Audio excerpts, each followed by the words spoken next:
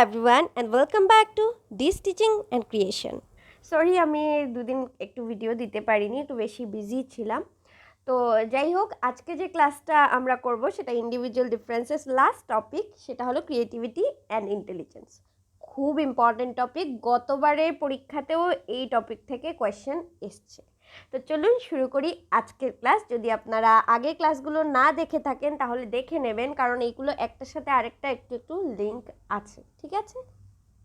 তো প্রথম আমরা দেখে নিব ক্রিয়েটিভিটি, ঠিক আছে? ক্রিয়েটিভিটি মানে কি? কোনো কিছু বানানো, কিছু ক্রিয়েটিভ করা, মানে যে জিনিসটা আগে হয়নি ওই জিনিসটা নিজের চিন্তা ধারণা করে ওই চিন্তার থেকে নিজে নিজের জিনিসটা তৈরি করার নতুনভাবে, বা পুরনো যে জিনিসটা আছে ওই জিনিসটাতে আরও নতুন করে কিছু অ্যাড করে বানানোটাকে ক্রিয়েটিভিটি বলে।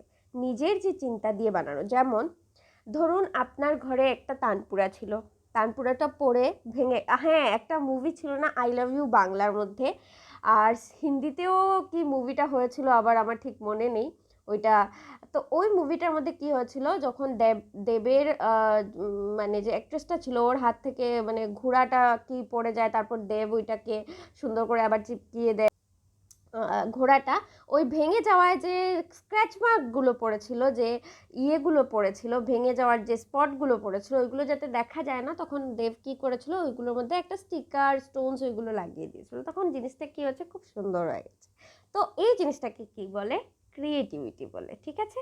তবে দেখি ক্রিয়েটিভিটির ডেফিনিশন কী দেওয়া আছে এখানে। সিম্পলি বলা হয়েছে creativity is the ability of a person to create, perform or think of something in a way that has not been done before। মানে একটা মানুষের যে ক্ষমতা আছে কিছু একটা জিনিস বানানো, কিছু একটা জিনিস পারফর্ম করা, মানে করা, আর কিছু জিনিস চিন্তা করা। চিন্তার মধ্যেও কিন্তু ক্রিয়েটিভিটি আছে, ক্রিয়েটিভ থিঙ্কিং বলে একটা শব্দই আছে, মানে ক্রিয়েটিভ চিন্তাধারা করা, ঠিক আছে? ক্রিয়েটিভ কথাটাকে বাংলায় সৃজনশীল বা সৃষ্টিশীলও বলে, মানে নিজে নিজে তৈরি করা, সৃষ্টি করা, এই জিনিসগুলোকে কি বলে? ক্রিয়েটিভিটি বলে। তো অনেক যারা সাইকোলজিস্ট ছিলেন ওরা কি বলেছেন, বা এডুকেশনিস্ট ছিলেন, ওরা এই ক্রিয়েটিভিটির অনেক ডেফিনেশনস দিয়েছেন, ঠিক আছে? তো আমরা একটা দুইটা দেখবো, ঠিক আছে? সিমসন কি বলেছেন? Creativity is the ability to break away from the usual way of thinking and then form all together a different pattern of thought. মানে কি? ক্রিয়েটিভিটি হলো আগে যেভাবে কাজ হচ্ছিল, মানুষ বলে না আপনারা শুধু ওই যে 3 ইডিয়টস মুভির মধ্যে, আমি মুভির এক্সাম্পলসগুলো দিলে আপনারা খুব রিলেট করতে পারবেন, তাই মুভির এক্সাম্পল দিচ্ছি। ওই যে যখন মানে ওই যে সুইসাইড করে নেয় ইয়ের মধ্যে, 3 ইডিয়টস মুভির মধ্যে, তখন যখন ভাইরাসকে ও বলে যে হ্যাঁ সুইসাইড হচ্ছে আমাদের কান্ট্রিতে, কেউ এখানে ইনভেনশনের কথা বলে না, সবাই শুধু যে জিনিস হচ্ছে ওইটাই নিয়ে কথা বলে, যে নতুনভাবে কিছু সৃষ্টি হবে এই জিনিস নিয়ে কথা হয় না। ওই যে নতুনভাবে সৃষ্টি করা, নতুনভাবে নতুন করে কিছু করা, যেটা আগে হয়ে গেছে ওইটাকে আবার তুমি করে নিলে, তাহলে ওইটা ক্রিয়েটিভিটি হবে না। নতুনভাবে কিছু করার কথা যারা বলে, যে চিন্তা নতুনভাবে করায়, তো ওরা হলো, যারা নতুনভাবে চিন্তা করার কথা বলে ওরা হলো ক্রিয়েটিভ মানুষ, ওদের থিঙ্কিংটাও কি ক্রিয়েটিভ। তো উনিও এই কথা বলেছেন যে যেটা আগে হয়ে গেছে এই জিনিসটা, ওই রাস্তায় যাওয়ার না, ওই রাস্তায় যাওয়ার কথাটা, যেরকম আমির খান বলেছিল যে ও আমির খান বলেছিল যে এইগুলো করবেন না, এক রাস্তায় যাবেন না, নতুন কিছু করার কথা বলুন, তাহলে হয়তো আমাদের কান্ট্রির মধ্যে, আমাদের এই যে কলেজটার মধ্যে ক্রিয়েটিভ অনেক কিছু আসবে, ঠিক আছে? এই দেখুন এই বাচ্চাটা কি করছে, ছোট ছোট কাগজ দিয়ে ও কি করছে, এত সুন্দর একটা জিনিস বানিয়ে নিয়েছে, দেখুন কি সুন্দর জিনিস। এটা কিন্তু হয়তো আগে হয়নি বানানো, বা হয়তো হয়েছে ও দেখেনি। তো এই জিনিসটা ওই যে নিজের মধ্যে একটা ছোট্ট যা ড্যামেজ কাগজ আছে, হয়তো এইগুলো তো দেখতে সুন্দরই লাগছে, বাট অনেক মানুষ আছে, ওই যে কয়েকদিন আগে আমাদের করিমগঞ্জের একটা মেয়ে, ও কি করলো, যত ইয়ে আছে রিসাইকেল যত জিনিস, মানে প্লাস্টিক এইগুলো দিয়ে ও অনেক বড় যে ইয়ে বানিয়েছিল, দুর্গা মার স্ট্যাচুটা বানিয়েছিল, ওইটার জন্য ও কি পেলো, কি একটা রেকর্ডের মধ্যে, নট গিনিস বুক বাট কিছু একটা রেকর্ডের মধ্যে ওর নাম এসছে, দেখেছিলাম। তো ওইটাও কি ক্রিয়েটিভিটি, কিছু দিয়ে বানানোটাই ক্রিয়েটিভিটি। দেখুন এখানে অনেক কিছু গার্ডার আছে, এমনি ফেলা থাকে আমাদের মিষ্টির প্যাকেটের গার্ডার, বাট দেখুন এখানে মানুষটা কি সুন্দর করে একটা জিনিস বানিয়ে দিল। এটাকে যদি এটার ভিতরে লাইট ঢুকিয়ে দেয় তাহলে দেখতেও সুন্দর লাগবে, ঠিক আছে। তো এগুলো সব মানে নতুন করে করা, কিছু ক্রিয়েটিভভাবে করা, এগুলোকেই ক্রিয়েটিভিটি বলে, যেটাকে সৃষ্টিশীল বলে, ঠিক আছে। Creativity refers to the ability of divergent thinking. আপনারা জানেন কি ডাইভার্জেন্ট থিঙ্কিং আর কনভার্জেন্ট থিঙ্কিং কি? ধরুন একটা জিনিস আছে, আপনাকে বলা হলো কলম, ঠিক আছে। কলম, একজন কি বলবে, যে বলবে শুধু হ্যাঁ কলম কি, কলম মানে হলো কলম দিয়ে যেটা দিয়ে লেখা হয় সেটাকে কলম বলে। কিন্তু এটাকে বলবো যে শুধু বললো যে কলম দিয়ে যেটা লেখা হয় সেটাই কলম, ও হলো কনভার্জেন্ট থিঙ্কার, মানে একটা দিক থেকেই ও চিন্তা করছে। কিন্তু যে ডাইভার্জেন্ট থিঙ্কার, ও কি করবে, ও বলবে এই কলমটা তোমার হয়তো স্টিল দিয়ে বানানো, এই স্টিলটা ওই জায়গা থেকে এসছে, এই স্টিলের অনেক হিস্ট্রি বলে দেবে, এই কলমটা দিয়ে লিখতে ওর যে নিবটা আছে, বল যে আছে এটা অমুক ইনভেন্ট করেছে, মানে অনেক কিছু এরিয়া থেকে ও কী করতে পারছে, একটা জিনিসের বিষয়ে বলতে পারছে। যারা ডাইভার্জেন্ট মানে অনেক দিক থেকে চিন্তা করতে পারে ওরা হলো ক্রিয়েটিভ মানুষ। আর যারা একটা দিক দিয়ে চিন্তা করতে পারে বা একটা জিনিস, একটা উত্তর, যেটা এগুলো পরীক্ষায় মানে প্যাডাগজির মধ্যে কোশ্চেন আসে, ডাইভার্জেন্ট থিঙ্কিং কি, কনভার্জেন্ট থিঙ্কিং কি। ধরুন আপনাকে বলবে যে একটা বাচ্চাকে তুমি ক্লাসের মধ্যে কিভাবে এঙ্গেজ করবে, ক্লাসের মধ্যে কিভাবে বাচ্চাটাকে বিজি করবে, কিভাবে ক্লাসের মধ্যে বাচ্চাটাকে মন দেওয়াতে পারবে, তখন যদি আপনি বলেন যে কনভার্জেন্ট থিঙ্কিংয়ের কোয়েশ্চেন করে মানে এক আনসার, এক কথায় যেটা উত্তর দিয়ে দিবি, তাহলে কি হবে? না। ডাইভার্জেন্ট থিঙ্কিংয়ের যখন আপনি কোয়েশ্চেন করবেন তখনই বাচ্চাটা আপনার সাথে বা ক্লাসের সাথে ও কি হবে, কথাবার্তা হবে, ও মিলে যাবে ওই ক্লাসের মধ্যে, ঠিক আছে। অনেক রকমের কথাবার্তা হবে, ক্লাসটা অনেক ইন্টারেক্টিভ হবে, একজন আরেকজনের সাথে কথা হবে, ঠিক আছে। তো আই হোপ আপনারা বুঝে গেছেন ক্রিয়েটিভিটি মানে কি, এক কথায় নতুন কিছু করা, মানে অনেক দিক থেকে চিন্তা করে একটা নতুন কিছু বানানো যেটা আগে হয়নি। ক্যারেক্টারিস্টিক কি? ক্রিয়েটিভিটি সবার ভেতরে আগের থেকেই থাকে, কারোর ভিতরে একটু বেশি থাকে, কারোর ভিতরে কম থাকে, ঠিক আছে। ক্রিয়েটিভিটি কিন্তু ইন্টেলিজেন্স থেকে আলাদা। ইন্টেলিজেন্সের মধ্যে আমাদের সব কিছু এসে যায়, ক্রিয়েটিভিটি, অ্যাটিটিউড, অ্যাপটিটিউড, এভরিথিং আমাদের মধ্যে এই ইন্টেলিজেন্সের মধ্যে টুকটাক এসেই যায়। কিন্তু ক্রিয়েটিভিটি কি ইন্টেলিজেন্সের ভিতরে একটা জিনিস, ইন্টেলিজেন্সের পার্ট বলতে পারেন। কিন্তু সব ইন্টেলিজেন্ট এটা হলো রিলেশন বিটুইন ক্রিয়েটিভিটি অ্যান্ড ইন্টেলিজেন্সের মধ্যে আসে, যে কোয়েশ্চেন দিয়ে দিবে, এরকম একটা লাইন দিয়ে দিবে যে এটা সত্যি না ভুল। ক্রিয়েটিভিটি কি হতে পারে, ইন্টেলিজেন্স মানে একটা মানুষের ভিতরে যে ইন্টেলিজেন্ট মানুষ ও একটা ক্রিয়েটিভ মানুষ নাও হতে পারে। যেমন একজন মানুষ যে খুব ভালো পড়ায়, কিন্তু ওকে একটা প্রজেক্ট, যেমন চাতুর রামালিঙ্গম ছিল 3 ইডিয়টের, ও কিন্তু পড়ায় ভালো ছিল, মুখস্থ বিদ্যায় ছিল, কিন্তু ও কি করতে পারতো না, একটা কিছু বানানোর হলে, একটা ভালো প্রজেক্ট বানানোর হলে নিজের থেকে ও বানাতে পারবে না। কিন্তু ওয়ারেস যে রানছোড় দাস ছাঁচের ছিল, ফুংসুক ওয়াংরু, আমির খান, ও কিন্তু ঠিক খুব বেশি ক্রিয়েটিভ ছিল। এই জন্য ও কী করেছে, জয় লবর যে ইয়েটা ছিল, হেলিকপ্টারটা ছিল ক্যামেরা লাগানো, ওইটা পর্যন্ত ও মানুষের কাজটা ও নিজে করে দিতে পারলো। কেন? ও খুব ক্রিয়েটিভ, ঠিক আছে। তো যে ইন্টেলিজেন্ট মানুষ ও কিন্তু ক্রিয়েটিভ নাও হতে পারে, কিন্তু একটা ক্রিয়েটিভ মানুষ কিন্তু ইন্টেলিজেন্ট হওয়ার চান্সেস খুব বেশি, মানে ক্রিয়েটিভ মানুষের মধ্যে ইন্টেলিজেন্সটা থাকবে, কিন্তু ইন্টেলিজেন্ট মানুষ ক্রিয়েটিভ নাও হতে পারে, ঠিক আছে। Creative work is a ability to do something new, নতুন কিছু করাই ক্রিয়েটিভ ওয়ার্ক। আর এটা প্রোডাক্টিভ নাও হতে পারে। যেমন একটা বাচ্চা ছোট কিছু কাগজ দিয়ে কিছু বানিয়ে নিয়েছে, ধরুন আগে এরকম কোনো ফুল বানানোই হয়নি, কিন্তু বাচ্চাটা কাগজটাকে ধরে এরকম করে এটাকে এমনভাবে বানিয়েছে যে এমন সুন্দর একটা ফুল হয়ে গেছে, হয়তো এই ফুলটা আর কোনো কাজে লাগবে না, কিন্তু এটাও কিন্তু একটা পার্ট অফ ক্রিয়েটিভিটি, ঠিক আছে। তো তারপরে কি আছে, creativity is an informed ability. It can be identified teachers with the help of certain tests which helps them in its development. Creativity inborn ability থাকে, আর এটার মধ্যে কি, যে আমাদের এনভায়রনমেন্টেরও কিন্তু রোল থাকে, মানে এটা হেরিডিটিরও ম্যাটার থাকে আর এনভায়রনমেন্টের ম্যাটারও থাকে, ঠিক আছে। জন্ম থেকেও পেয়ে যায়, আর কি থাকে, ও এনভায়রনমেন্ট থেকে, সোসাইটি থেকেও পায়। মানে এগুলো সব কিছুই কিন্তু যে আমরা প্রথম থেকে দেখলাম ইন্টারেস্ট, অ্যাপটিটিউড, অ্যাটিটিউড, এখন ক্রিয়েটিভিটি, তারপর ইন্টেলিজেন্স দেখবো, এগুলো সব কিছুর মধ্যেই কিন্তু মনে রাখবেন এনভায়রনমেন্ট এবং হেরিডিটি একটু হলেও রোল প্লে করে। শুধু অ্যাপটিটিউডের মধ্যে এটা তো রোল প্লে করে, কিন্তু অ্যাপটিটিউডের মধ্যে হেরিডিটির রোলটা একটু বেশি, কারণ মানুষের স্পেসিফিক কোয়ালিটি নিয়ে এটাতে কথা হয়। তো কোনো কোনো সময় যেমন অনেক প্লেয়ার আছেন, হয়তো ছোটোবেলা উনি কিছু খেলেনি, কিন্তু আফটার এ এজ উনি অনেক ভালো প্লেয়ার হয়ে গেছেন। তো হয়তো ওনার ইনভলভ ক্যাপাবিলিটি ছিল না, উনি সোসাইটি থেকে নিয়েছেন। তো সব কিছুর মধ্যে আমরা বলতে পারি সোসাইটি এবং কি মানে এনভায়রনমেন্ট অ্যান্ড হেরিডিটির কি থাকে, রোল থাকে, ঠিক আছে। তো এখানে বলছে কি যে ক্রিয়েটিভিটি থাকে, এটা কিন্তু টিচাররা কিছু টেস্ট করে ওই বাচ্চাটার মধ্যে বের করতে পারেন যে কোন বাচ্চা কোন দিকে ক্রিয়েটিভ। কেউ ম্যাথসে ক্রিয়েটিভ হতে পারে, কেউ আর্টে ক্রিয়েটিভিটি হতে পারে, ওর কেউ হতে পারে লয়ার হতে পারবে, এরকম কিছু কোয়ালিটিস আছে ওর মধ্যে। তো মানে হয়তো খুব ভালো আনসার করতে পারছে কোয়েশ্চেনে, তো কি করতে পারে, বড় হয়ে লয়ার হতে পারে। তো এই জিনিসগুলো কে দেখবে, টিচাররা কিছু টেস্ট করে দেখতে পারে।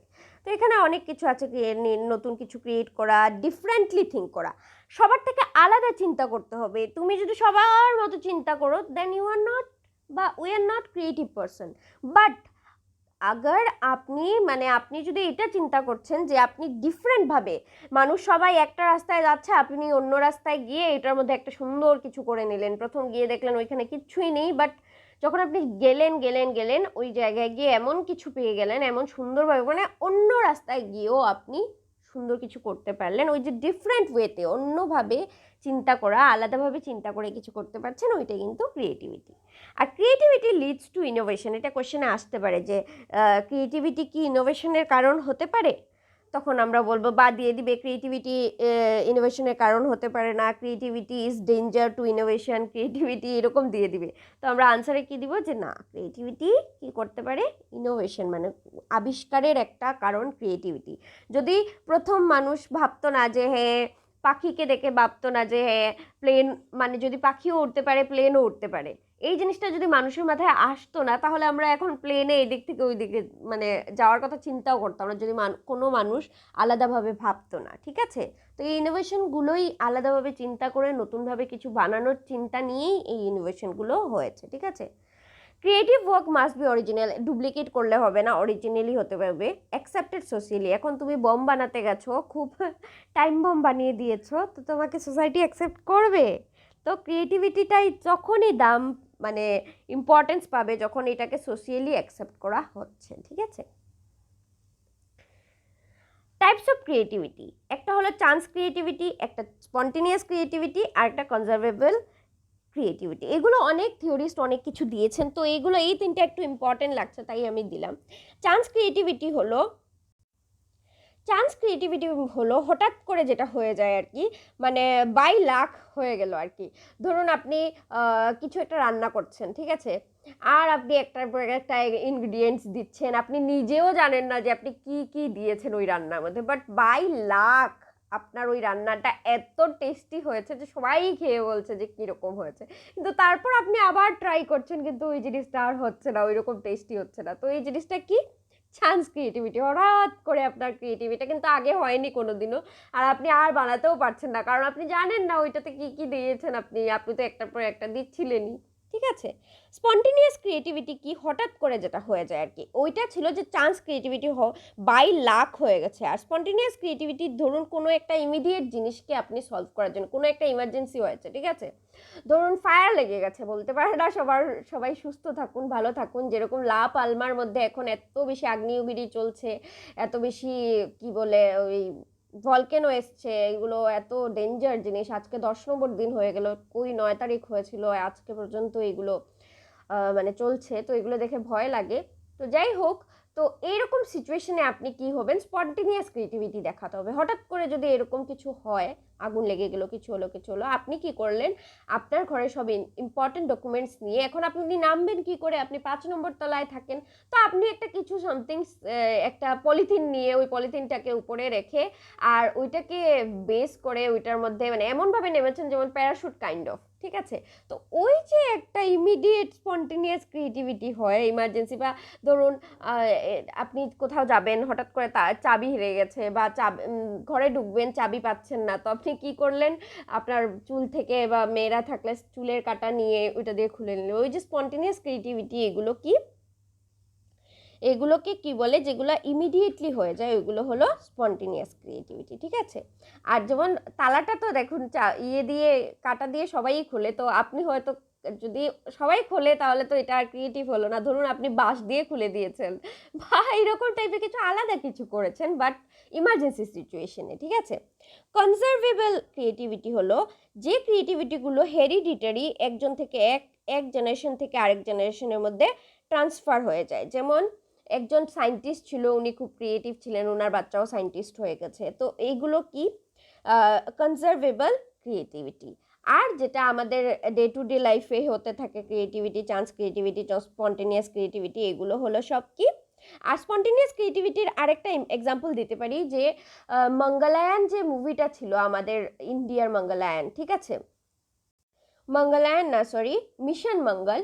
তো মিশন মঙ্গল যে মুভিটা ছিল অক্ষয় কুমারের, ওইটার মধ্যে কি হয়, বিদ্যা বালান কি করেন, ওই যে ঘরের মধ্যে লুচি বানানো হচ্ছিল, তো উনি লুচিটাকে যখন তেলটা ঠান্ডা হচ্ছিল, তো লুচিটা এরকম আমাদের মারাও ঘরে করেন, কিন্তু আমাদের মাদের বা আমাদের মাথায় কোনোদিনও আসেনি, কারণ আমরা সায়েন্টিস্ট নই। উনি সায়েন্টিস্ট ছিলেন, তাই ওনার মাথায় এসছে যে হ্যাঁ আমরা ইঞ্জিনটাকে একবার বন্ধ করে তারপর আবার অন করতে পারি, তার যখন ওইটা ঠান্ডা হয়ে যাবে আবার আমরা ওইটাকে অন করে দেবো, যাতে আবার তেল গরম হয়ে যায়, আবার ইঞ্জিন গরম হয়ে যায়। এই জিনিসটা উনি ওই তেল দিয়ে আর পুরি বানানোর মানে লুচি বানানোর জিনিসটা দিয়ে উনি কি বের করে নিয়েছিলেন, একটা স্পন্টেনিয়াস ক্রিয়েটিভ থিঙ্কিং ওনার মাথায় এসে গেছিলো, ঠিক আছে। আমার মনে হয় এই এক্সাম্পলটা দিয়ে আপনারা পুরো বুঝে গেছেন। ক্রিয়েটিভ প্রসেস এটা কিন্তু খুব বেশি ইম্পর্ট্যান্ট, এই পরীক্ষায় মানে আসার চান্সেস খুব বেশি থাকে। গতবারও আই থিঙ্ক এই টপিকটা থেকেই কোশ্চেন এসেছিল, ক্রিয়েটিভ থিঙ্কিংয়ের মধ্যে কি প্রসেস আছে এগুলার মানে দিয়ে দিয়েছিল, যে কোন প্রসেসটা প্রথমে আসে তারপর কি আসে ওইগুলো নিয়ে, ঠিক আছে। তো কি কি আছে আমরা দেখি। অ্যাকর্ডিং টু মান, এগুলো মান দিয়েছিলেন, সাইকোলজিস্ট ছিলেন উনি।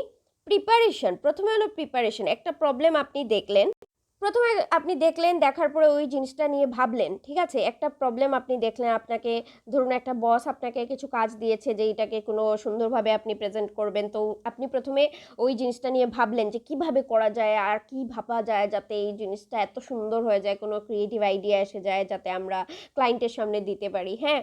তো উনি কি করলেন, খুব চিন্তা করলেন, মানে প্রথমে অ্যানালাইজ করলেন ওই প্রবলেমটা, আচ্ছা এটা হবে, এখানের মধ্যে একটা বিল্ডিং হবে, তো ওনাকে কীরকমভাবে এত টাকার মধ্যে বিল্ডিংটা দিলে উনি খুশি হবেন। তারপর কি উনি কালেক্ট করলেন ডাটা ওইটার বিষয়ে আর কি, প্রিপারেশনের মধ্যে মানে প্রিপেয়ার করলেন আর কি, ওই প্ল্যানটাকে পুরো মাথার মধ্যে উনি চিন্তা করলেন। Incubation as the word implies is a period of rest that the individual takes after being baffled. He starts thinking about the solution of the problem and his conscious mind becomes active. Gradually difficulties start disappearing. যখন ওনার ওই প্রবলেমটা ওনাকে অনেক বেশি মানে মাথা খারাপ করে দেয়, তখন উনি একটা রেস্টের মতো নেন। ধরুন শুয়ে আছেন, ইস কী করব কি না, কিভাবে করব, এগুলো পারবো নাকি আমি, এই যে থিঙ্কিংগুলো আসলো চিন্তা করতে হঠাৎ করে ওনার ওই যে কার্টুনের মধ্যে দেখা যে দিমাগ কি বাত্তি জ্বল জাতি ওইরকম একটা বাত্তি জ্বলে গেল, ঠিক আছে। তো বাত্তি জ্বলার পরে উনি কি করলেন, ওই প্রবলেমটার মধ্যে ওনার কিচ্ছু একটা মনে হলো, আচ্ছা ওই মানুষটা তো আমার লাগেছিল রিলিজিয়াস ছিল, আচ্ছা তার মানে যদি ওনার এন্ট্রান্সে একটা মন্দির দেই আর এরকম করি তাহলে হয়তো ভালো হবে, তারপর নেক্সট কিছু ডিসাইড করব, ঠিক আছে। তারপর উনি আসলেন থার্ড ইয়েতে। এখন কথা হলো এই যে ইন্টিমেশন প্রসেসটা, এটা কেউ দিয়েছেন আবার কেউ দেননি, ঠিক আছে।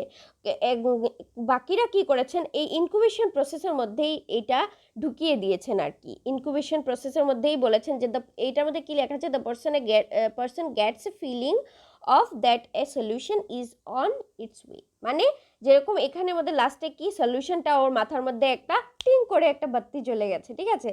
তো ওই রকম মানে সলিউশন আসেনি, বাট সলিউশনের চিন্তাটা এসছে আর কি, এরকম হতে পারে, সলিউশন এখনো আসেনি। তো সেম এই জায়গাতে ইন্টিমেশনে কি ওর ফিলিং এসছে যে সলিউশন ওইখানে আসছে।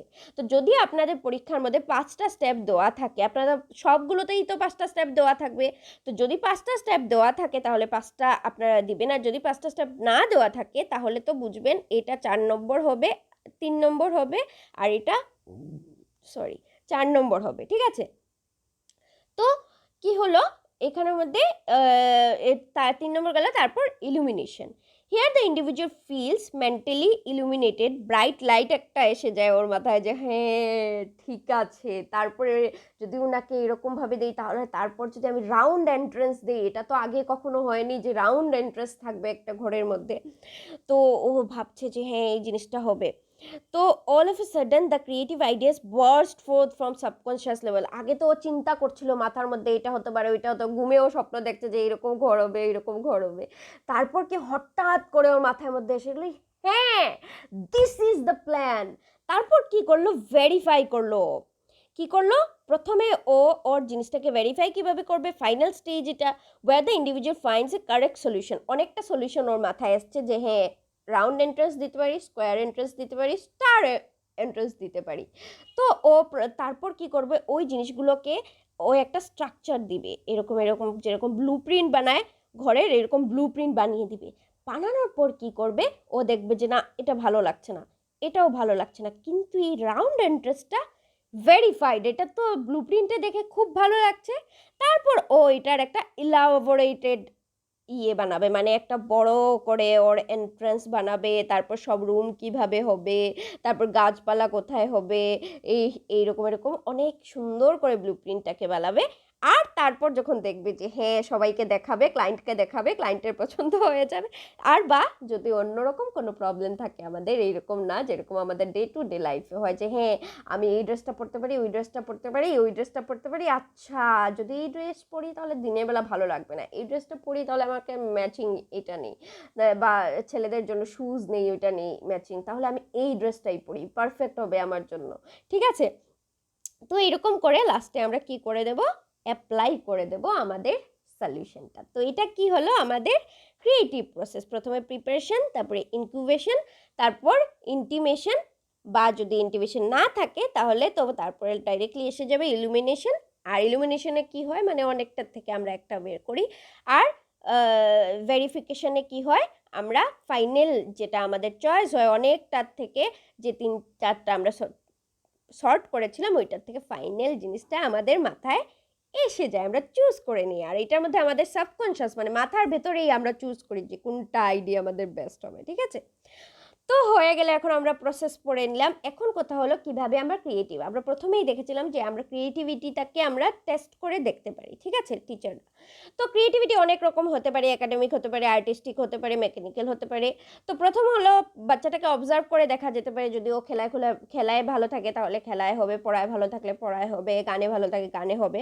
কিন্তু টেস্ট করা যায়, যেরকম মিনেসোটা টেস্ট, এরকম অনেক আলাদা আলাদা টেস্ট আছে যেগুলো ওয়ার্ল্ড ওয়ারের সময়েও অনেক ব্লাইন্ড মানুষদের সাথে বা ব্লাইন্ড হিয়ারিং প্রবলেম ওদের জন্য এই টেস্টগুলো বানানো হয়েছিল কয়েকটা, যেগুলো মানে আর কি ওই মানুষদের জন্য তখন তো অনেক রিক্রুটমেন্টের দরকার হয়েছিল।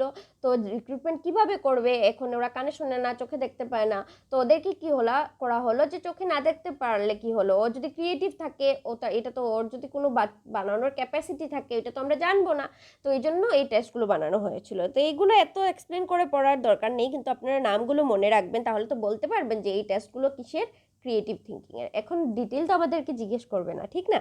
তো এইগুলো আপনারা দেখে রাখবেন। কিন্তু এই যে টরেন্স টেস্ট অফ ক্রিয়েটিভিটি, এটা কিন্তু একটু ইম্পর্টেন্ট টেস্ট, এটা আমরা একটু দেখে নেব। By making use of non testing devices, যে টেস্টিং ডিভাইস ছাড়া, যেরকম ইন্টারভিউ, রেটিং স্কেল, মানে 1, 2, 3, 4, 10-এর ভেতরে একটা রেট দেওয়া যে হ্যাঁ বাচ্চাটা এত ভালো গান গেয়েছে, নাচেও 10 পাবে, এরকম টাইপের রেট করা। পার্সোনালিটি ইনভেন্টরি, পার্সোনালিটি টেস্টের যে কলামসগুলো থাকে এগুলো দেখে দেখে করবেন, মানে এরকম অনেকটা টেস্ট থাকে, স্ট্যান্ডার্ডাইজ টেস্ট থাকে, এগুলো দেখে কি করা হয়, বাচ্চাটার কি করা যায়, ক্রিয়েটিভিটিটাকে আমরা টেস্ট করতে পারি। Torrens test of creative thinking. Torrens টেস্টের মধ্যে কি হয়, একটা কোয়েশ্চেনিয়ার থাকে যেটা সব বাচ্চাদের মধ্যে দেওয়া হয় বা সব মানুষের মধ্যে দেওয়া হয়। কোয়েশ্চেনিয়ার মানে হলো অনেকটা কোয়েশ্চেন থাকে একটা পেপারের মধ্যে, যেটার মধ্যে চারটা পাঁচটা যতটাই অপশন থাকে, যেরকম আমাদের মাল্টিপল চয়েস পরীক্ষা হয়, যেরকম টেটের পরীক্ষাই ভালো, তো ওইগুলোর মধ্যে আমরা চুজ করি। ঠিক আছে, ওই যে ইয়ের মধ্যে আর কি, এগুলোর মধ্যে ফ্লুয়েন্সি দেখা হয়, ফ্লেক্সিবিলিটি দেখা হয়, অরিজিনালিটি দেখা হয়, ইলাবোরেশন দেখা হয় কিসের, ক্রিয়েটিভিটির। যেমন বাচ্চাটা কত তাড়াতাড়ি ফ্লুয়েন্টলি, মানে খুব তাড়াতাড়ি কিভাবে ও একটা প্রবলেমের যে কোনো একটা জিনিসের সলিউশন বলতে পারছে, ঠিক আছে, কত তাড়াতাড়ি, কতটুকু ফ্লেক্সিবল। যেমন একটা দিকেই, যেমন ওই বাচ্চাটা শুধু ইকোনমিক্স দিকেই বলতে পারছে যে এত টাকার বিষয়ে এইগুলো বলতে পারছে, পলিটিক্যাল দিক বলতে পারছে না, সোশ্যাল দিক বলতে পারছে না, এই জিনিসটা হলে হবে না, ফ্লেক্সিবল হতে হবে, বাচ্চাটাকে সব দিকে যেতে পারবে, যেদিকে কোয়েশ্চেন করবে ওই দিকেই ও বলতে পারছে। অরিজিনালিটি, মানুষের কথার থেকে ও বলছে নাকি না ও নিজে চিন্তা করে কোনো উত্তর দিচ্ছে, এটাও দেখতে হবে। ইলাবোরেশন, একটা এখন চিন্তা করলো যে হ্যাঁ টিচাররা বললো আচ্ছা তোমার কাছে যদি 10 টাকা দেওয়া হয় বা 10,000 টাকা দেওয়া হয় তুমি লাইব্রেরির জন্য কি করবে, ঠিক আছে, তো বাচ্চাটা বললো আমি বই কিনবো। বই কিনবো বললে হবে নাকি, ইলাবোরেট করতে হবে যে আমি এই বই কিনবো কেন, এটা নেই এটা নেই ওইটা নেই, বা লাইব্রেরির জন্য তারপর আমার একটা আলমারি কিনতে হবে, তারপর এটা করতে হবে এটা করতে হবে। তো এই জিনিসগুলো কি আমাদের এই Torrens test of creative thinking থেকে আমরা কি করতে পারি, এটা বুঝতে পারি, ওদের ক্রিয়েটিভ জিনিসটাকে বুঝতে পারি। এগুলো আমরা নিজেদের মধ্যেও কিন্তু এগুলো দেখে আমরা করতে পারি টেস্ট, ঠিক আছে। তো আই হোপ আপনারা ক্রিয়েটিভিটি বুঝে গেছেন, মানে সৃষ্টি করার যে বা সৃজনশীলতা বা যে সৃষ্টিশীল যে জিনিসটা আছে আমাদের, তো ওইটার বিষয়ে আই থিঙ্ক আপনারা বুঝে গেছেন। তো এখন আমরা দেখব ইন্টেলিজেন্স কাকে বলে। ইন্টেলিজেন্সকে বাংলায় বুদ্ধি বলে। সিম্পলি আমরা বলতে পারি ability to acquire and apply knowledge and skill, মানে আমরা যে আমাদের যে ক্ষমতাটা থাকে কিছু জিনিস শেখা, এবং ওই যে জিনিসটা আমরা শিখেছি, যে কাজটা করা আমরা শিখেছি, ওইটা আমরা অ্যাপ্লাই করতে পারছি। যেমন একটা ইঞ্জিনিয়ারিং স্টুডেন্ট, ও যদি শিখে গেল কিভাবে ওর মানে ওর কাজগুলো করতে লাগে, তারপর যদি ও গিয়ে পুল সোজা না বানিয়ে উল্টো বানিয়ে দেয়, তাহলে কি হবে? স্কিল হলো কোনো কাজের দিকে কোনো কিছু করা আর কি, যেমন সেলাই করা, পুল বানানো, মানে যে কোনো কিছু বানানো, এগুলো স্কিলের মধ্যে আসে। আর নলেজ হলো যেটা আমাদের ব্রেইনের মধ্যে থাকে, ঠিক আছে। তো এগুলো শেখা এবং অ্যাপ্লাই করাটাকেই কি বলে, এই যে নলেজটা, এগুলোর মধ্যে কিন্তু আমাদের সব কিছু এসে যায়। ইন্টেলিজেন্সের মধ্যে ক্রিয়েটিভিটি লাগবে, অ্যাপটিটিউড, অ্যাটিটিউড, মানে একটার সাথে একটা রিলেটেড, ঠিক আছে। ইন্টেলিজেন্স টপিকটা যে কোনো টিচিং পরীক্ষার জন্য কিন্তু খুব ইম্পর্টেন্ট, খুব খুব ইম্পর্টেন্ট, ঠিক আছে। গতবার কিন্তু ইন্টেলিজেন্স থেকে কোয়েশ্চেন বেশি আসেনি, একটা দুইটা প্যাডাগজির মধ্যে ইনডিরেক্টলি জিজ্ঞেস করেছে। এইবার কিন্তু কোয়েশ্চেন আসার চান্স খুব বেশি, আপনারা দেখবেন। এখন এত বড় টপিক ইন্টেলিজেন্স, সব তো করা যাবে না, তবু আমি চেষ্টা করেছি একটু একটু করে, যাতে ইন্টেলিজেন্সের থিওরিও দেখা যায়, ক্যারেক্টারিস্টিক্সও দেখা যায়, সব যাতে আমরা একটু একটু টাচ করতে পারি, ঠিক আছে। তো আমরা চলুন দেখে নেই কি আছে। টার্ম ইন্টেলিজেন্সটা কোত্থেকে এসছে, ইন্টেলিজেন্সিয়া থেকে, যেটা ল্যাটিন একটা শব্দ, এটার মানেই হলো ওই যে জ্ঞান বা বুদ্ধি, ঠিক আছে। তো ইন্টেলিজেন্সের সাথে আর কি তিনটা শব্দ জরুরি, এবিলিটি, নলেজ আর স্কিল। আমাদের ক্ষমতা, জ্ঞান আর কিছু করার যে দক্ষতাটা থাকে, ওই তিনটা জিনিস মিলিয়ে কি আমাদের ইন্টেলিজেন্স আছে। এগুলো সব দেওয়া আছে, ফেমাস যে জিনিসগুলো, এখন আমি আর এগুলো দেখছি না। এটার মধ্যে ইন্টেলিজেন্সেও কিন্তু হেরিডিটি এবং এনভায়রনমেন্ট, কারণ একটা বাচ্চা যদি স্লামের মধ্যে বড় হয়, ও বেশি ইন্টেলিজেন্ট হবে না অনিল আম্বানির মেয়ে ও বেশি ইন্টেলিজেন্ট হবে? ঠিক আছে, ইন্টেলিজেন্স টাকা পয়সা দিয়ে হয় না, বাট ইন্টেলিজেন্সটা তো হেরিডিটি থেকে হয়, এনভায়রনমেন্ট থেকে হয়। কিভাবে তোমার সাইডের এনভায়রনমেন্টটা আছে, পড়াশোনার এনভায়রনমেন্ট আছে নাকি, এইগুলো জিনিস দেখেও তো ইন্টেলিজেন্স আসে। এখন অনিল আম্বানির মেয়ে এখন চাইলে এখন গিয়েও হর্স রাইডিং শিখতে পারবে, কিন্তু একটা স্লামের বাচ্চা শিখতে পারবে? সব রকমের ইন্টেলিজেন্স মিলেই তো আমাদের ইন্টেলিজেন্স হয়, যেটা আমরা থিওরির মধ্যে দেখব, যে আমাদের ইন্টেলিজেন্স শুধু পড়ার বিষয়ে ইন্টেলিজেন্ট হলেই কিন্তু ও ইন্টেলিজেন্ট না, অন্য রকমে অনেকভাবে মিলেও একটা বাচ্চা ইন্টেলিজেন্ট হতে পারে, ঠিক আছে।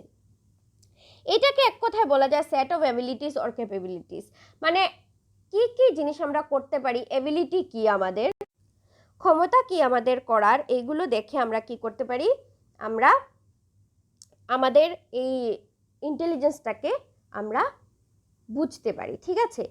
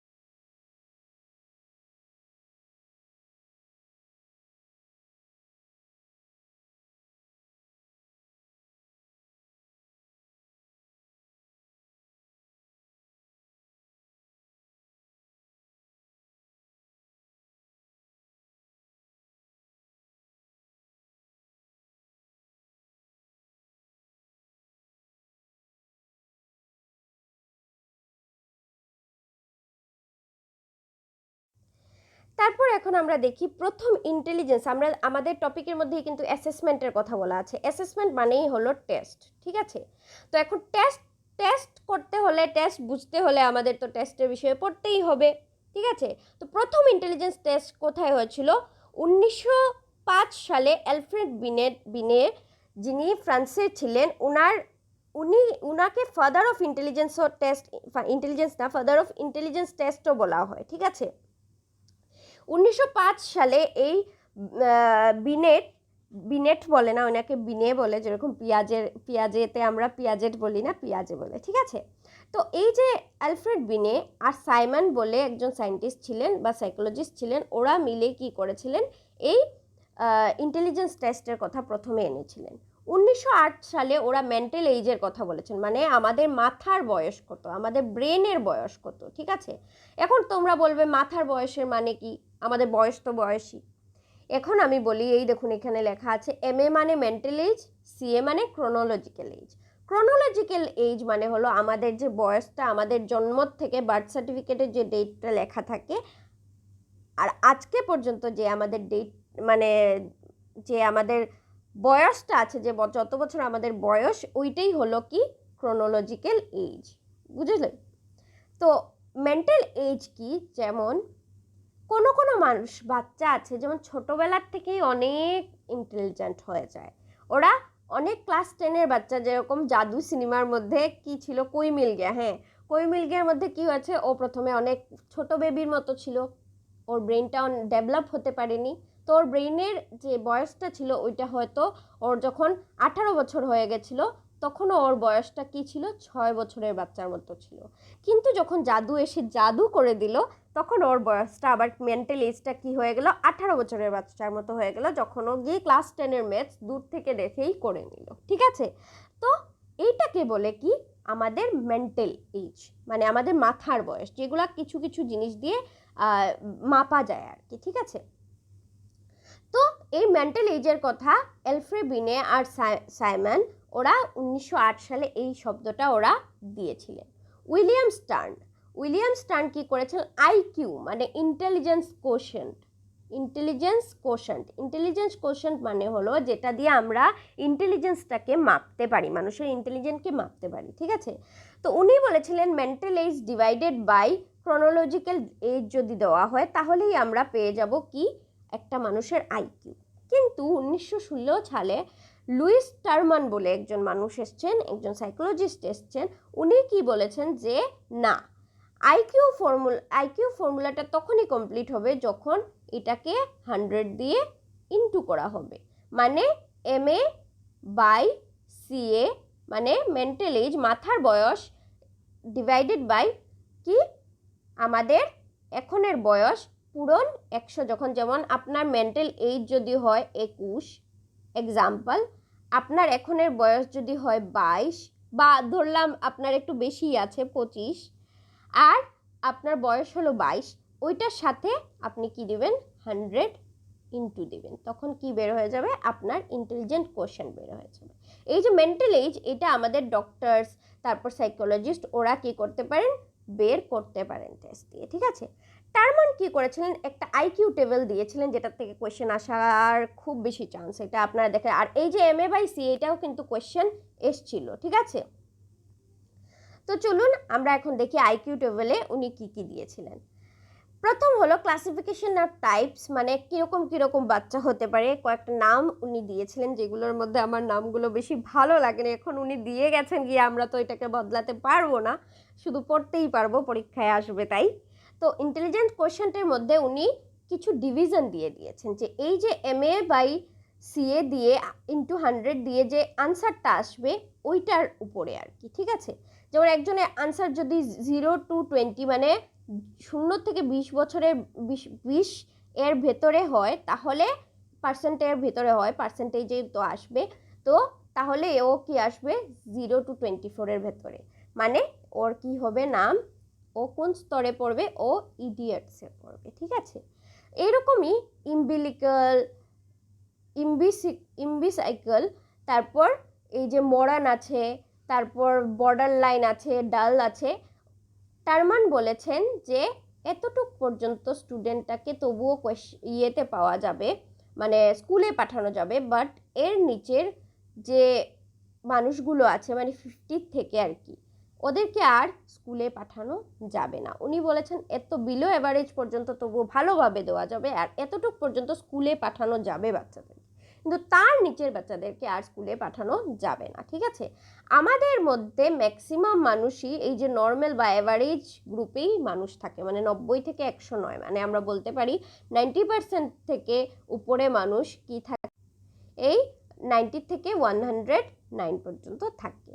তারপরে যে সুপিরিয়ার, ভেরি সুপিরিয়ার, এগুলো গিফটেড বাচ্চা, এগুলো সব কি থাকে, এই গ্রুপগুলোতে থাকে। গিফটেড আই থিঙ্ক এই সুপিরিয়ারটাকেই উনি, মানে ভেরি সুপিরিয়ারটাকেই উনি গিফটেড বলে ধরে নিয়েছিলেন। ঠিক আছে, আর 120টাকে উনি গিফটেডের মানে লেয়ারে ধরেছেন আর কি। একদম যদি 129 কাইন্ড অফ থাকে তাহলে ওকেও গিফটেড বাচ্চা ধরা হবে। ঠিক আছে, তো এইটা আপনারা একটু দেখে নেবেন, খেয়াল করে লিখে টিকে একটু ভালো করে দেখে নেবেন।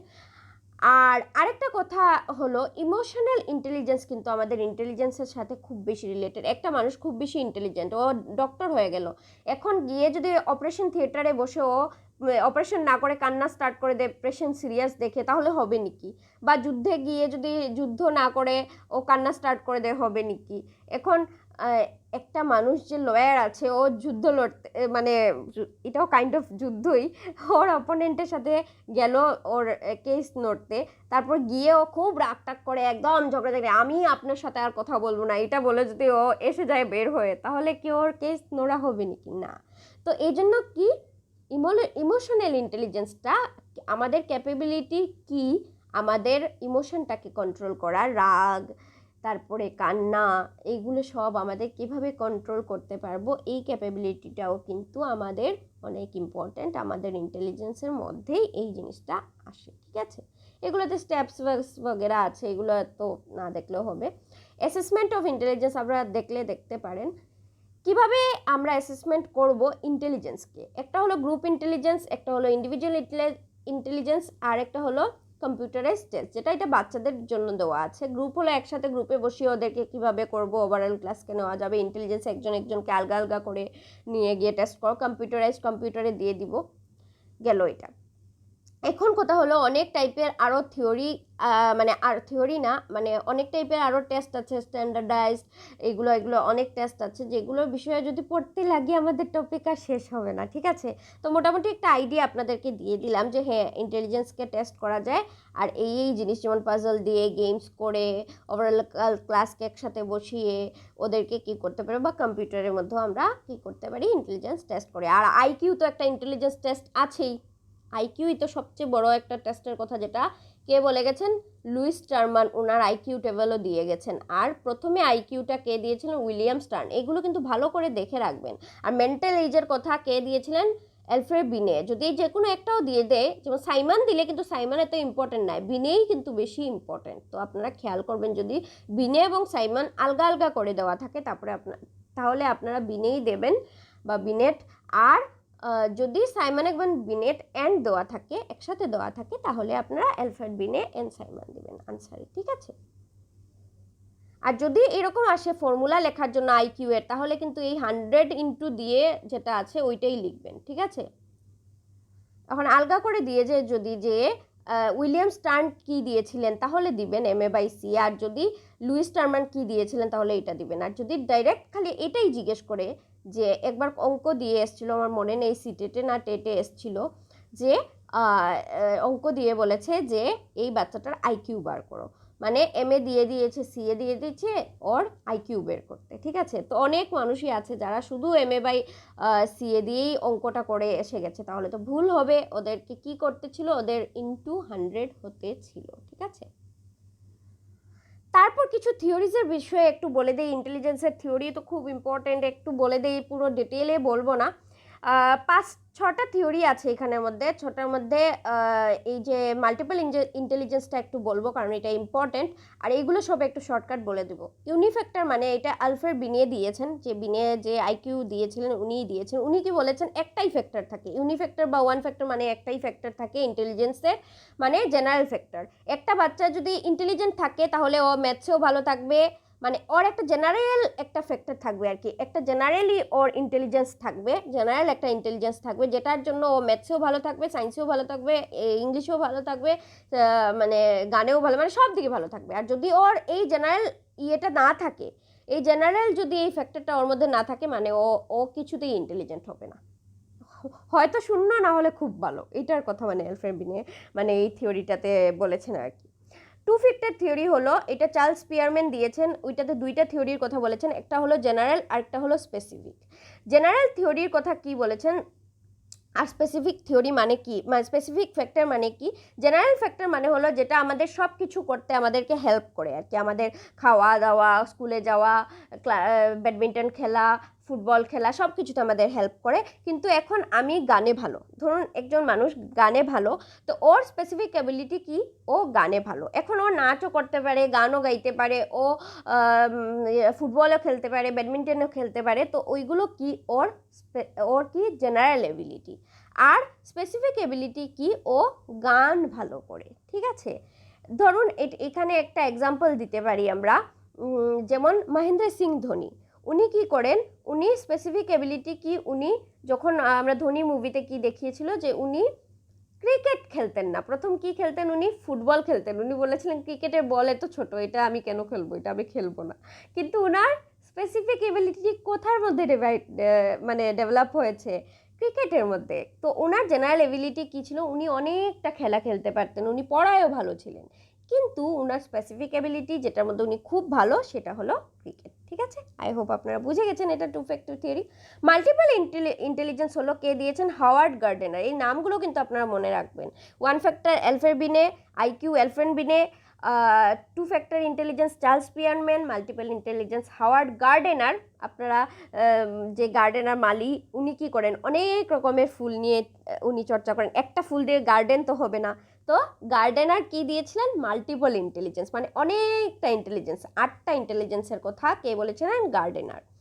প্রথম হলো বডিলি কাইনেস্থেটিক ইন্টেলিজেন্স। উনি বলেছেন যারা বডিলি কাইনেস্থেটিক থাকে, মানে বডিতে ওদের ইন্টেলিজেন্স থাকে, যেমন ডক্টর, ওদের মানে কিসের দরকার? ওদের গ্রস মোটর, ফাইন মোটরের দরকার। যেমন ও যদি অর্থোপেডিক থাকে, ওনার কি করতে হবে? হাড্ডিগুলোকে মানে জোড়া জোড়া করতে লাগবে, ওইগুলোকে সরাতে লাগবে, তারপর অন্য কিছু করতে লাগবে। তো এইগুলো ডক্টরদের কাজ কি? ওরা হলো মানে ওদের ঠিক আছে মেন্টাল তো ওদের দরকার হয়, বাট ফিজিক্যাল স্পোর্টসম্যান থাকে, আর ডক্টর যারা থাকে ওদের কি থাকে? এই ইয়েগুলো মানে বডির দরকারটা খুব হয় আর কি। যেমন একটা মানে যে অপারেশন করে, ওনার যদি হাত না থাকে, উনি কি অপারেশন করতে পারবেন? ডক্টর করতে পারবেন না, না। তো ওনার কাছে ওনার বডির সাথে যে ওনার ইন্টেলিজেন্সের যে মানে রিলেশনটা, ওইটা খুব বেশি দরকার আর কি, ঠিক আছে?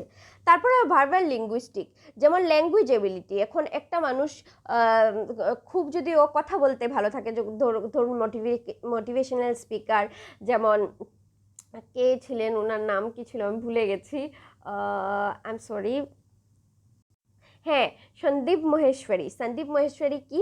ওনার ল্যাঙ্গুয়েজ এবিলিটি অনেক ভালো, উনি মানুষকে কথা শোনাতেও পারেন আর নিজে বলতেও পারেন আর কি, মানে মানুষকে কথা, নিজের কথাটা শোনানোও তো একটা ব্যাপার না। তো ওনার কি ওই ল্যাঙ্গুয়েজ এবিলিটিটা অনেক ভালো ছিল। তো একজন ভালো উকিল, তারপরে মোটিভেশনাল স্পিকার, ওরা হলেন এই রিজনিং, এই ইন্টেলিজেন্সের মধ্যে ওরা আসেন। তারপর লজিক্যাল ম্যাথমেটিক্যাল, যেমন গুড ম্যাথ স্কিল যাদের খুব ভালো থাকে, যারা ক্লারিক্যাল পোস্টে জব টপ পায়, ওরা কিন্তু ম্যাথসে অনেক ভালো থাকে, ঠিক আছে? ইন্টারপার্সোনাল যে এবিলিটিটা, যেমন সোসাইটির সাথে সবাই একসাথে, একজনের সাথে আরেকজনের, মানে ওই মানুষটা সবার সাথে সোসাইটির মধ্যে অনেক পপুলার, হ্যাঁ, তো বলে না যে হ্যাঁ ওর তো খুব বেশি বন্ধু, ও সবার সাথে মিলে চলে, ওর খুব বেশি কথা বলা, সবার সাথে মিলতে পারে, এগুলো কি? ইন্টারপার্সোনাল, একজনের সাথে আরেকজনের যারা মিল থাকে, ওইগুলোকে কি বলে? Interpersonal ability. তারপর হলো ইন্ট্রাপার্সোনাল মানে কি?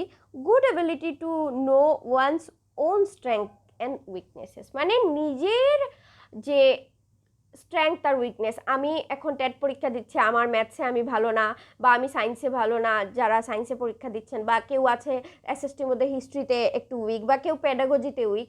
তো এই যে নিজের স্ট্রেংথ বুঝতে পারছেন যে আমি বেঙ্গলিতে ভালো, আমি ইংলিশে ভালো, আমি এগুলো পরে পড়বো, আমার ম্যাথসটা উইক, আমার সোশ্যাল সায়েন্সটা উইক, আমি ওইগুলো পড়বো আগে, ঠিক আছে। তো এই জিনিসগুলো মানে কি নিজের স্ট্রেংথ উইকনেসটা বোঝা, এটাও কিন্তু একটা ইন্টেলিজেন্সের পার্ট। নিজের উইকনেস যদি না বুঝতে পারি, স্ট্রেংথ বুঝলেও দরকার, ঠিক আছে, বোঝা, কিন্তু উইকনেস বোঝাটা খুব বেশি জরুরি, দুটোই ইম্পর্টেন্স। স্পাশিয়াল ইন্টেলিজেন্স, স্পাশিয়াল মানে কি, যেমন শেপস টেস্ট নিয়ে, যেমন একটা শেপস দিয়ে সুন্দর শেপ, একটা জায়গাকে কিভাবে সুন্দর শেপ দেওয়া যাবে, কিভাবে ওই জিনিস জায়গাটাকে সুন্দর করতে হবে। যেমন আর্কিটেক্টরা থাকে, ইন্টেরিয়র ডিজাইনার্সরা থাকে, ওরা কি শেপস নিয়ে ডিল করে। যেমন একটা মানুষ বলবে হ্যাঁ আমার লিভিং রুমটা এরকম, আপনি এটার মধ্যে এই জিনিস ঢোকানো হবে, তারপর কিভাবে ডেকোরেট করতে পারবেন। তো ওদের ইন্টেলিজেন্সটা ওইটা নিয়ে থাকে, ঠিক আছে। আর্কিটেক্ট, ডিজাইনার যারা থাকে বা ইন্টেরিয়র ডিজাইনার থাকে, ওরা কি এই স্পেশাল ইন্টেলিজেন্সের মধ্যে আসে, ঠিক আছে। মিউজিক্যাল তো আমরা বুঝতেই পারছি, সিঙ্গার, কম্পোজার যারা থাকে ওইগুলো, ওরা কি আসেন, এইগুলোর মধ্যে আসেন। ন্যাচারালিস্টিক মানে হলো নেচারকে নিয়ে নিতে বা নেচারের সাথে যারা কানেকশন থাকে। যেমন ক্রিশ মুভির মধ্যে নেচারের সাথে কানেকশন কার ছিল, ক্রিশের ছিল। ও মাছ হাত দিয়ে ধরে ওঠাতে পারতো, গাছে চড়তে পারতো, গাছের সাথে দৌড়তে পারতো, গাছের উপরে উঠে যেতে পারতো। তো এই জিনিসগুলো কি ছিল, ও ন্যাচারালিস্টিক ছিল, ও নেচারের সাথে একটা প্রেম ছিল। তো ও যদি বটানি নিয়ে পড়তো, এক্সাম্পল দিচ্ছি, তাহলে ও বহুত ভালো করতে পারতো, কারণ ও পাতা লতা এগুলো খুব বুঝতে পারতো, চিনতে পারতো। তো এই জন্য কি, যারা গার্ডেনার থাকে, মানে যারা গার্ডেনার হয়, যারা ঘরের মধ্যে খুব ফুল টুল করে, ওরা দেখবেন ওরা কিন্তু ফুলকে ভালোবাসে, ঠিক আছে। যারা ভালো পায় না, ওরা ভালো গার্ডেনিংও করতে পারবে না, ঠিক আছে। তো গার্ডেনার, বোটানিস্ট, এগুলো ওরা কি হলেন, ওরা হলেন ন্যাচারালিস্টিক ইন্টেলিজেন্সের মধ্যে ওদের টাইপটা আসে। তো এটা হলো মাল্টিপল ইন্টেলিজেন্স। আপনারা এই যে 8টা নাম আছে, আপনারা একটু ইয়াদ করে নেবেন এইগুলো, আর কি কি এক্সাম্পল বলেছিলাম এগুলো সাইডে লিখে নেবেন, তাহলে আপনাদের মনে থাকতে হেল্প হবে না। আর কপি ছাড়া কিন্তু বসবেন না পড়ায়, সবসময় আমি বলি। গ্রুপ ফ্যাক্টরের মধ্যে 7টা অ্যাবিলিটি দিয়েছে, এগুলো এই গ্রুপ ফ্যাক্টরের কথা। এই গ্রুপ ফ্যাক্টরটা আমি লিখতে ভুলে গেছি, এটা দিয়েছেন হলো থার্স্টোন,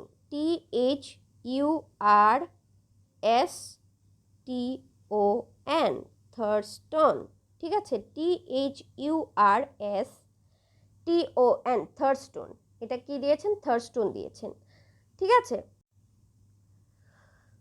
তারপর আসলো স্টার্নবার্গের থিওরি, PCA, প্র্যাকটিক্যাল, যেটাকে কন্টেক্সচুয়ালও বলে, ক্রিয়েটিভ, এক্সপেরিয়েন্সিয়াল, অ্যানালাইটিক্যাল, কম্পোনেন্সিয়াল, ঠিক আছে।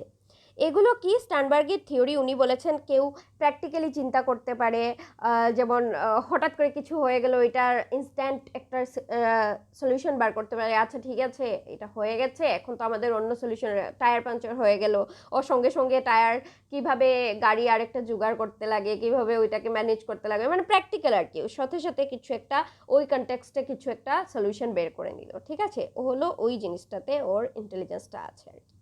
ক্রিয়েটিভ বা এক্সপেরিয়েন্সিয়াল, যেমন নতুন কিছু বানাতে, ক্রিয়েটিভ আমরা দেখেছি একটু আগে, ক্রিয়েটিভ কি নতুন কিছু বানানো। ও স্টার্নবার্গ বলেছেন যে এটাও একটা মানে ইন্টেলিজেন্সের টাইপ আর কি। অ্যানালাইটিক্যাল বা কম্পোনেন্টিয়াল, যেমন মানে বাচ্চাটা অনেক সুন্দর করে অ্যানালাইসিস করতে পারছে, সুন্দর করে সব কিছুকে ডিভাইড করতে পারছে, মানে এটা মানে একটু বলতে পারি আমরা কগনিটিভ ইন্টেলিজেন্সের সাথে পড়ালেখা নিয়ে ইন্টেলিজেন্সটাই বেশি এই টাইপের মধ্যে উনি তুলেছেন আর কি, তুলে ধরেছেন, ঠিক আছে।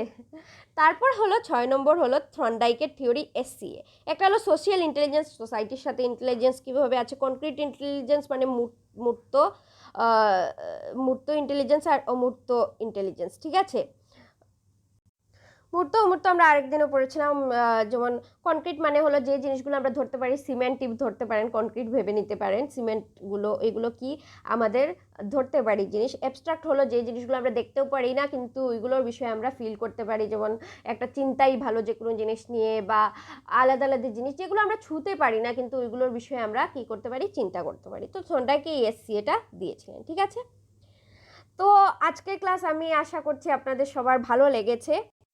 যদি আপনাদের ভালো লেগে থাকে তাহলে লাইক শেয়ার সাবস্ক্রাইব নিশ্চয়ই করবেন। আমরা অনেক কষ্ট করে এই ভিডিওগুলো বানাই, তো আপনারা প্লিজ নোটস করবেন, নোটস করে রাখবেন, না হলে যে এত কষ্ট আমরা করছি, মানে কষ্ট করে যে দেওয়া হচ্ছে এটার কোনো লাভ হবে না যদি আপনাদের লাভ না হয়, ঠিক আছে?